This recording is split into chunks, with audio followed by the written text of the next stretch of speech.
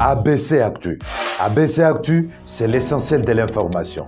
ABC Actu, c'est la politique, l'économie, le social, la culture, la religion, la science, la technologie, le développement et les divers. ABC Actu, l'essentiel de l'information pour vous, FM Prêt.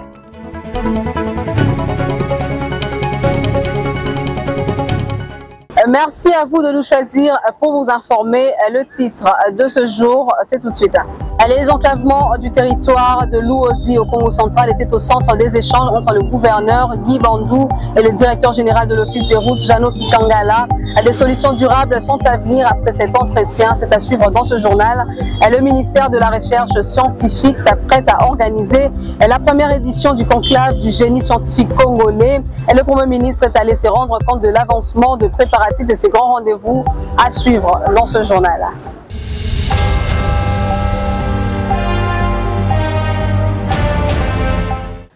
Bonsoir et bienvenue à tous. En prélude du premier conclave du génie scientifique congolais, le Premier ministre Jean-Michel Samalou Kondé s'imprègne de préparatifs et encourage le chercheur congolais à venir faire la promotion de leurs produits à ses assises.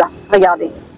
À l'initiative du ministère de la Recherche scientifique et innovation technologique, la RDC s'apprête à organiser la toute première édition du conclave du génie scientifique congolais du 14 au 28 août 2023 à Kinshasa. En prélude à ces grands rendez-vous de scientifiques de la RDC, le chef du gouvernement a effectué une descente dans la matinée de mercredi au chapiteau du Palais du Peuple, lieu choisi pour abriter cette activité scientifique. Sur place, Samalou Kondé a dû se rendre compte du niveau d'avancement de préparatifs à travers la visite des stands d'exposition sous forme d'un pré-conclave. Plusieurs domaines de la recherche scientifique ont été présentés au Premier ministre, notamment le domaine de la pharmacologie, de l'agroalimentaire, de l'agro-industrie, celui des voitures électriques et tant d'autres. Une occasion pour le Premier ministre d'encourager cette belle initiative du ministère de la Recherche scientifique dont l'objectif principal est la promotion de la production locale tel que le veut le chef de l'État Félix-Antoine Tshisekedi. Les préparatifs justement de ce premier conclave du génie congolais où plusieurs produits seront présentés, notamment dans l'agroalimentaire, dans l'agro-industrie, mais aussi dans d'autres domaines pharmaceutiques. Et aussi du numérique. Et ici, il faudrait comprendre que, surtout en ce qui concerne l'agro-industrie, tel que le prendre son Excellence Monsieur le Président de la République, c'est de voir tous les jours une production locale. Ici, nous avons déjà des produits, mais qui ont besoin d'être encouragés en termes de production industrielle. Et donc, c'était très intéressant de visiter les différents stands, voir ce qui se fait et pouvoir encourager en fait cette promotion scientifique. Et donc, je voudrais encourager ici le travail qui est fait par le ministère de la Recherche scientifique, qui est bien sûr en corrélation avec tous les autres domaines de la formation, que ce soit universitaire ou professionnel, et même des corrélations avec les secteurs porteurs comme celui de l'agriculture. Et on va encourager d'abord à ce que nous puissions avoir de plus en plus de Congolais, que ce soit ici au niveau national, mais tout comme ceux qui sont à l'extérieur, qui sont aussi dans le domaine de la recherche, de venir présenter leurs produits et bien sûr au gouvernement congolais de voir dans la mesure du possible comment ils peuvent apporter en fait un financement à ces différents projets. L'objectif aussi c'est d'avoir une vitrine qui peut permettre à ce qu'il y ait des partenaires qui peuvent voir ce qui se fait ici en République démocratique du Congo et venir encourager des projets à partir du moment où ils seront prouvés économiquement rentables. On a vu d'autres projets qui, eux, sont purement vraiment dans la recherche, tels que cette fusée ou d'autres domaines porteurs tels que les voitures électriques ou hybrides que nous avons vus. Et donc, moi, je voudrais juste ici encourager. C'est donc intéressant de visiter les stands, voir ce qui s'est fait et pouvoir encourager cette promotion scientifique que nous avons. Et pour le chef du gouvernement, l'objectif aussi, c'est d'avoir une vitrine qui peut permettre à ce qu'il y ait de partenaires qui peuvent voir ce qui s'est fait en RDC et venir encourager les projets à partir du moment où ils seront prouvés économiquement rentables. Notons que le tout premier conclave du génie scientifique congolais portera sur le thème « La recherche scientifique et l'innovation technologique et le cerveau du développement d'une nation ». Il connaîtra la participation des génies scientifiques congolais issus de plusieurs domaines, une occasion pour eux de présenter leurs différents produits.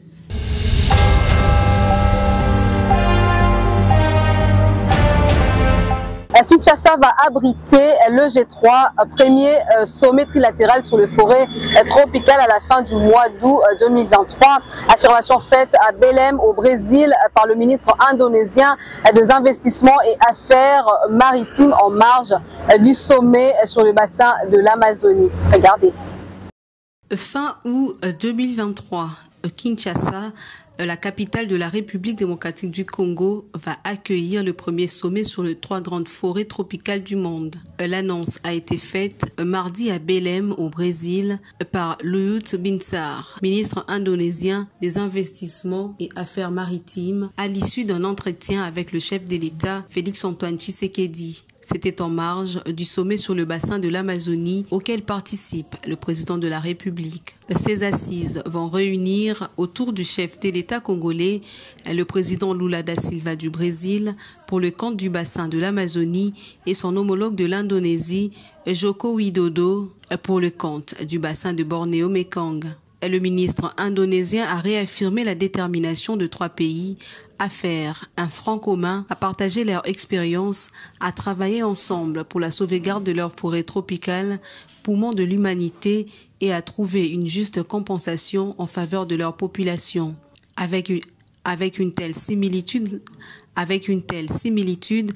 RDC, le Brésil et l'Indonésie vont créer une dynamique commune pour ne plus agir en ordre dispersé dans la défense des intérêts au profit de l'humanité et de leurs peuples respectifs. Ces sommets de Kinshasa va mettre en lumière le bassin du Congo, dont plus de 60% couvrent le territoire national de la RDC. Avec la déforestation accélérée de l'Amazonie, ces bassins est en passe de prendre la première place de ces trios. Par ailleurs, dans la même journée, le président Tshisekedi a échangé avec le ministre d'État et ministre des Affaires extérieures des Émirats arabes unis, Cheikh Abdallah Ben Zayed, sur le projet du port en eau profonde de Banana qui est en cours d'exécution. Le ministre émirati a réitéré la détermination de son pays à conduire à terme ces méga-projets.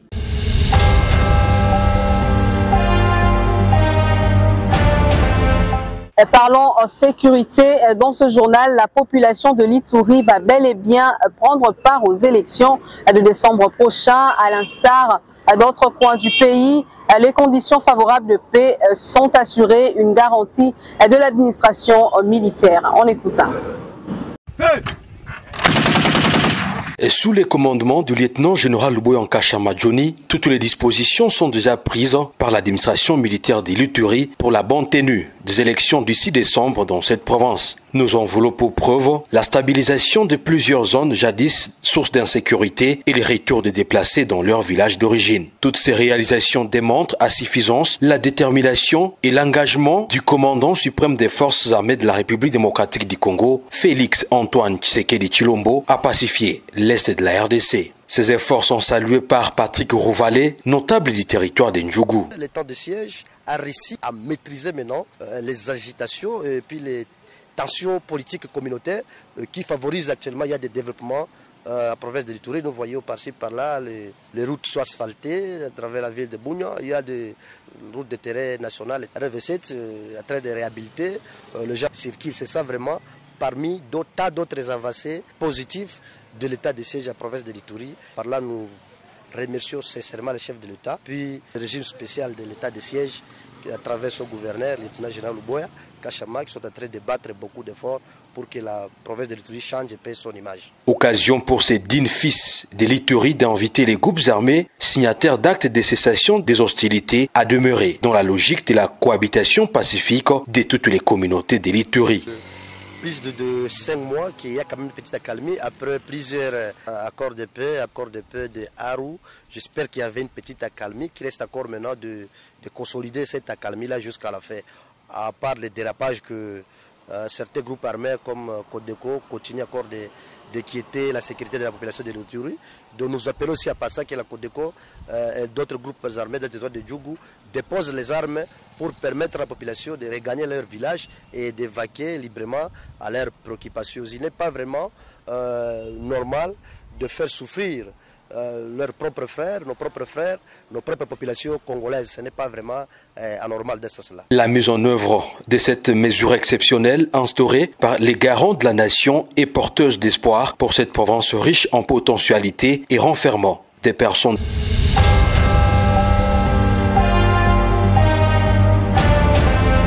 Une question se pose dans ce journal: qui en veut à la candidature de Moïse Katumbi Chapwe? Les organisations non gouvernementales alertent sur l'instrumentalisation de la justice dans le but d'éliminer le candidat d'Ensemble pour la République. Inquiets du niveau de la justice en RDC, des organismes de droits de l'homme dénoncent la remontée à la surface de l'affaire dite de 400 mercenaires qu'aurait recruté Moïse Katumbi en 2019, dont la justice congolaise avait classé sans suite pour inopportunité de poursuite.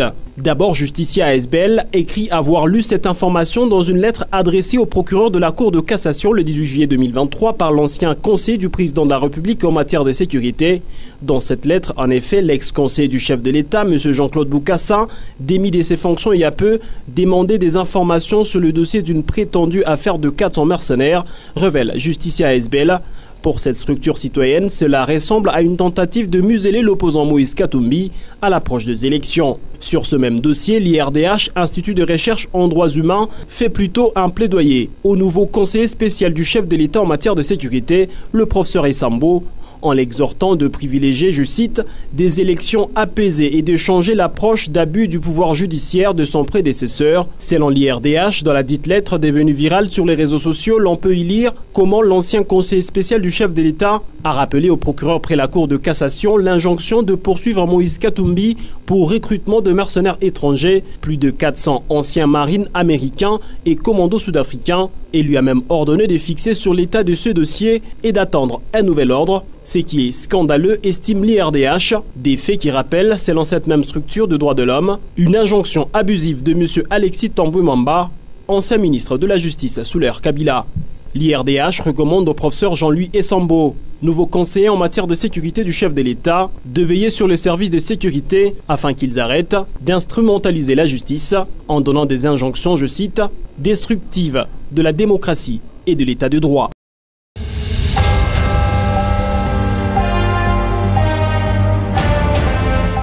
Réhabilitation et construction des écoles au camp Lufungula et forces navales. Le ministre de l'enseignement primaire, secondaire et technique, Tony Mwaba, est descendu sur terrain pour une inspection de différents travaux. Regardez. Une joie immense des élèves, parents et enseignants remerciant le président de la République Félix Tshisekedi à l'arrivée du ministre de l'EPST Tony Mwaba Kazadi pour inspecter les travaux de réhabilitation de l'école primaire Lufungula au camp des policiers portant le même nom et de l'Institut Félix Antoine Tshisekedi au camp Force Navale dans le quartier Kingabwa, commune de Limete. Ici, il n'y a pas de réhabilitation, pas de renforcement, il y a la construction ici. Parce qu'il n'y avait pas d'école ici à l'intérieur. Nous partons du néant, on est parti vraiment de la fondation, on a creusé et on est en train d'évoluer. Le professeur Tony Mwaba Kazadi répond ici aux cris d'alarme des enfants et femmes des policiers et militaires qui s'étaient rendus à son cabinet au mois de janvier dernier pour déplorer les mauvaises conditions dans lesquelles les élèves étudiaient dans ces établissements. Voilà pourquoi il avait ordonné à la Direction nationale de la maintenance, gestion et réhabilitation des infrastructures scolaires du ministère de l'EPST de passer à l'action, et dans l'urgence, sur instruction du président de la République. Sur fonds propres et grâce aux frais de fonctionnement alloués à cette direction, un bâtiment est en train de sortir des terres. Au camp Force Navale, un bâtiment des 6 salles de classe, un autre administratif et des latrines modernes dont les travaux sont presque terminés pour accueillir les enfants des militaires et ceux des environs. Ça, c'est le résultat des frais de fonctionnement que nous accordons à la direction des infrastructures scolaires du ministère. Nous sommes au camp Force Navale. Tous les enfants des militaires ici n'avaient pas une école moderne. Et les cris d'alarme également monté au niveau de la présidence et les chefs de l'État instruits pour que toutes les dispositions soient prises pour que dans ces camps, qu'il y ait une école moderne. De même, l'école en état de délabrement très avancé du camp Lufungula, où enseignants et élèves avaient difficile d'accéder, va également recevoir les élèves un peu plus tard, au mois d'octobre. Au mois de janvier 2023, si vous regardez les images, vous verrez qu'elle ressemblait à tout sauf à une école. Et les cris d'alarme de tous les dépendants des policiers qui habitent ici sont arrivés aux oreilles du président de la République qui a donné des instructions fermes pour que cette école soit très rapidement réhabilitée. Et sous la supervision du Premier ministre, nous avons commencé les travaux, comme vous constatez là. Les travaux sont en train de se poursuivre. Malheureusement, ce bâtiment ne sera pas prêt avant le 4 septembre prochain pour la rentrée. Mais d'après ceux qui travaillent sur le terrain, ça sera possible mi-octobre. Les élèves qui ont été déployés dans les écoles environnantes après sa réhabilitation par la même direction et les travaux ont également beaucoup évolué.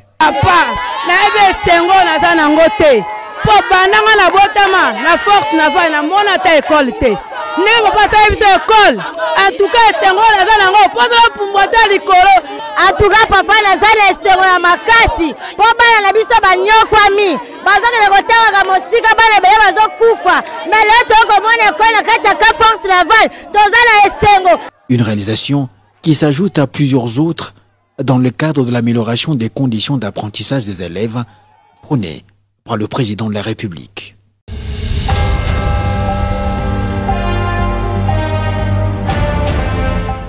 Direction la province du Congo central, désenclavement du territoire des Luozi. Afin de résoudre ces problèmes au plus vite, le chef de l'exécutif provincial a échangé avec le directeur général de l'Office des routes, Jano Kikangala. Après cet entretien, Guy Bandou a confirmé l'acquisition de 2 moteurs neufs pour la réparation du bac et a annoncé 2 solutions envisagées dans la recherche de financement pour acquérir un bac de plus grand tonnage. Le bac moteur qui facilite la traversée sur le fleuve Congo des Luozi à Songololo est en panne depuis plusieurs jours. Une situation qui influe négativement sur l'évacuation des produits agricoles vers le reste de la province du Congo central. Très préoccupé par cette situation, le gouverneur de province, Dr Guy Bandou Ndungidi, a eu un entretien avec le directeur général de l'Office des routes, Jano Ngoyi, afin de trouver une solution durable à ces problèmes. Au sorti de son entretien avec le DG de cette entreprise étatique, propriétaire de cet engin flottant, le numéro 1 de la province a confirmé l'acquisition de 2 moteurs neufs en réparation de la panne du bac, assurant le retour du trafic. Il faut dire que nous suivons la situation de près depuis le début et nous sommes concernés. Bien évidemment, la question qui touche le bac relève de la compétence de l'Office des routes. Et donc, il était nécessaire que les autorités de l'Office des routes soient saisies officiellement de la situation. Aujourd'hui, nous sommes heureux de voir que les démarches qui ont été entreprises finalement ont abouti parce que l'Office des routes vient d'annoncer officiellement qu'elle a reçu l'autorisation du ministère de tutelle afin d'acquérir les 2 moteurs pour pouvoir réparer le bac qui est en panne. Donc c'est l'occasion de pouvoir rassurer la communauté que le bac va être de nouveau fonctionnel assez vite et ce n'est qu'une question de jours. Et donc je voulais remercier Monsieur le Directeur Général d'avoir pris la situation à bras-le-corps pour pouvoir répondre à cette urgence. Le numéro 1 du Congo central a dans la foulée annoncé que 2 solutions sont envisagées. D'un côté à moyen terme, la recherche des financements pour l'acquisition d'un bac de plus grand tonnage, 200 tonnes, et de l'autre à plus long terme, l'érection d'un pont devant relier les 2 rives du fleuve Congo, les études de faisabilité étant déjà en cours. Le DG de cette institution publique s'est dit ému et ravi de la visite de l'autorité provinciale qui met au centre le bien-être de sa population. À noter que la remise en service du bac est prévue pour dans 2 semaines, temps nécessaire pour la réparation.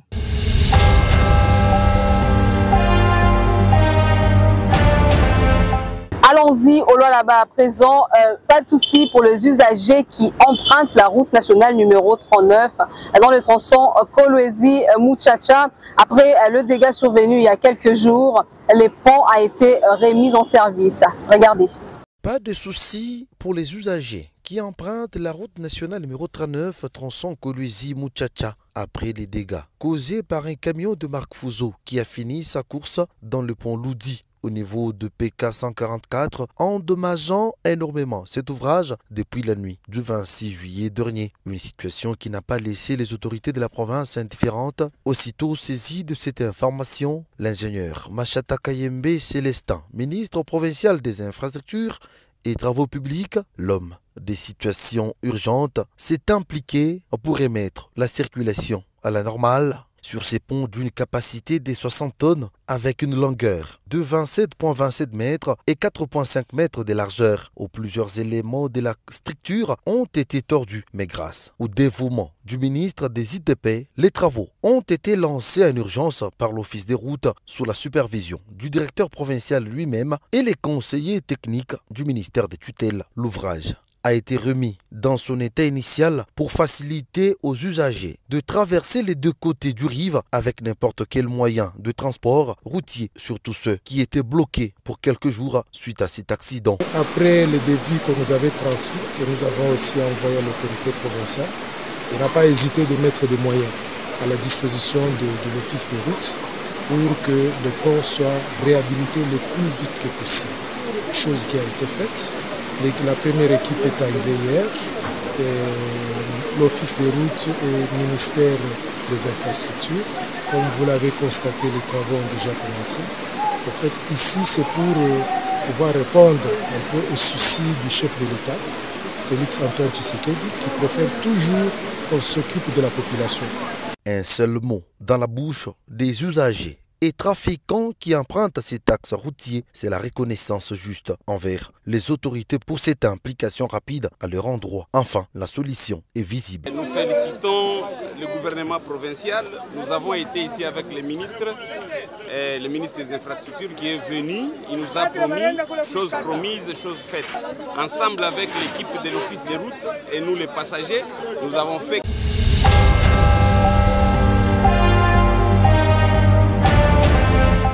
C'en est fini pour cette page informative. On passe au rappel de titres. Le désenclavement du territoire de Luozi au Congo central était au centre des échanges entre le gouverneur Guy Bandou et le directeur général de l'Office de route, Jano Kikangala. Vous l'avez suivi dans ce journal. Le ministère de la Recherche scientifique s'apprête à organiser la première édition du conclave du génie scientifique congolais. Samalou Kondé est descendu sur terrain pour se rendre compte de l'avancement de préparatifs. Vous l'avez également suivi dans ce journal. Merci de votre attention. ABC Actu, c'est l'essentiel de l'actualité.